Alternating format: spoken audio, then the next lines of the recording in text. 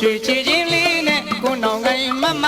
ဒီရွာမှာအလှဆုံးမျက်လုံးပေါင်းတစ်ထောင်ကာလသားတွေအော်ကြည့်လို့မဝ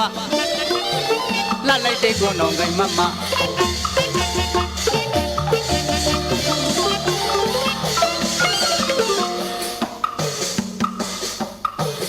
ရွှေချီချင်းလေးနဲ့ကိုနောင်ကိုင်းမမဒီရွာမှာအလှဆုံးမျက်လုံးပေါင်းတစ်ထောင်ကာလသားတွေအော်ကြည့်လို့မဝလှလိုက်တဲ့ကိုနောင်ကိုင်းမမ